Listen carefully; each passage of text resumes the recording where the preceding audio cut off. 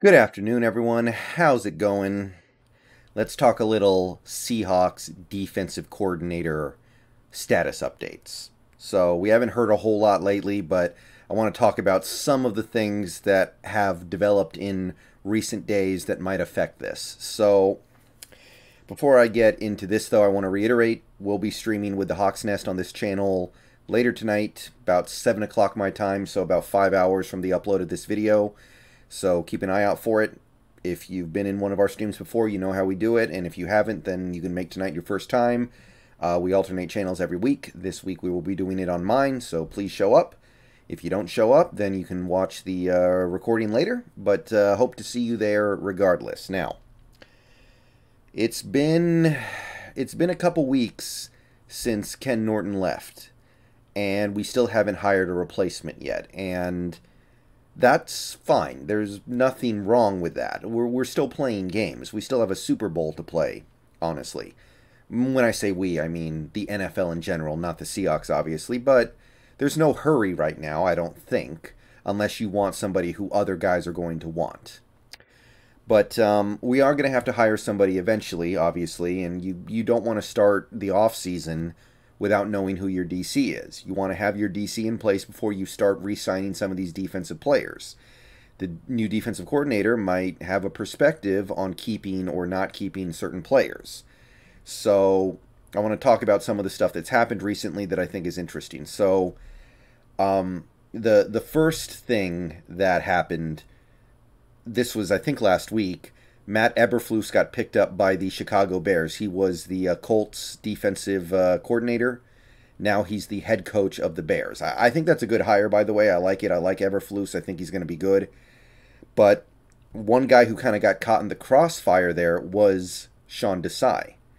Now, my best friend is a Bears fan, so me and him were talking after the Eberflus hire. And one thing he said was that Eberflus and Desai don't run the same defense. So there was a pretty clear incompatibility there.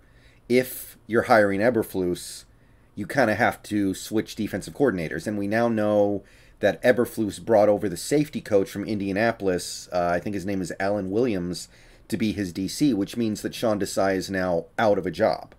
So if this Seahawks team was thinking about getting Sean Desai to be their defensive coordinator, which I know a lot of people were pretty excited about, and I would be pretty excited about it too, it just got a little bit easier to go get him. So I'll say this. If you want to get Desai, you should probably get on that because we're not going to be the only team that wants that guy. He's going to be a pretty hot prospect.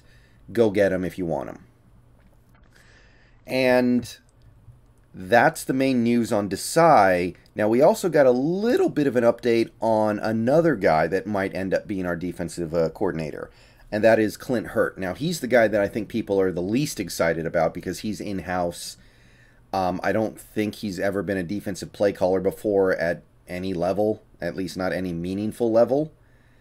And I think a lot of people perceive that as just Pete Carroll doing business as usual, hiring another guy who's not going to give him anything new, not going to give him a fresh perspective, not going to bring in anything from the outside.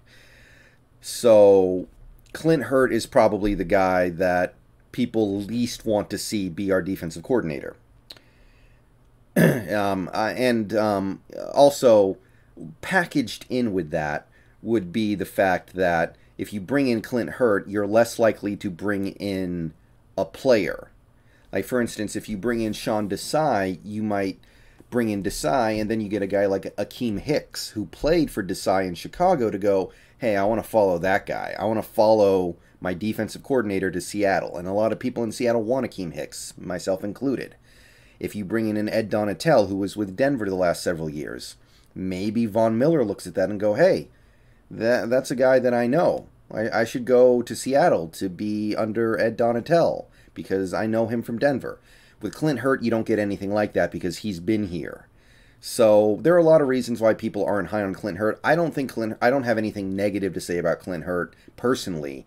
He seems like he's a good prospect for a defensive coordinator, but it's not exciting for all the reasons listed above. But one thing that was going on with Clint Hurtt, one thing that I suspected and a few others suspected as well, was that we wanted to keep him but we didn't feel comfortable letting him be a play caller, so we were trying to find a way to promote him without actually really promoting him all the way. Kind of a middle ground, because he was getting interest with the Miami Hurricanes defensive coordinator spot open. Now, according to this tweet from Bruce Feldman, Kevin Steele just became the new Maryland defensive coordinator, is now leaving that position to become Miami's new defensive coordinator. So that position is now filled, meaning that Clint Hurtt no longer has that opening available to him. So keeping Clint Hurtt at his current spot just became a lot easier. So you still could see the co-DC thing happen, but I think this change does make it a good deal more likely that Clint Hurtt will stay without him needing to be handed the defensive coordinator job, which is good, because I don't think Clint Hurtt was the problem last year. I don't. Some people were saying, well, we keep dropping defensive linemen into coverage, but I don't see that as a Clint Hurtt problem. I see that as a Ken Norton or maybe Pete Carroll problem. Clint Hurtt is not the calling the plays, so I can't say he's the one who's sending linemen into coverage. And I know we all hate that, but maybe you can say that the defensive line underachieved a little bit in last year, but again, you could link a lot of that to the fact that they're dropping in coverage all the time, and that's more of a Norton thing to me. But I'm happy about this. It makes it far more likely that Hurtt stays on just as a defensive line coach, and it makes it a lot less likely he gets poached. So, that being said, you may still see him get that co-DC promotion, but I'll say it again. It kind of feels like we're giving him a nominal promotion and maybe a pay raise, but we're not actually going to give him that much more to do. Maybe a little bit more, but I don't know if we're going to give him a lot more to do. That's kind of just the sense that I got from it. It felt like some kind of ploy to keep him, but you want to bring in somebody else to do the play calling, like an Ed Donatel or Sean Desai, somebody who has a little bit more of a pedigree, a little bit more experience, somebody who has proven themselves somewhat. And again, that whole idea of bringing in somebody from the outside. So that's about it for the significant updates on the defensive coordinator search. I know Joe Witt is interviewing with the Colts for their defensive coordinator spot. In fact, I saw that the Colts were looking at several of the guys that we were looking at, so it seems like they have the same idea. They want to follow this Vic Fangio tree, same that we're doing.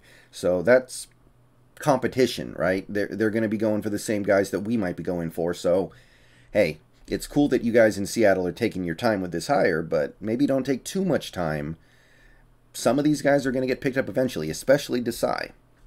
That's really all I can say for this video. That's about the full roundup for the guys who we've been looking at so far.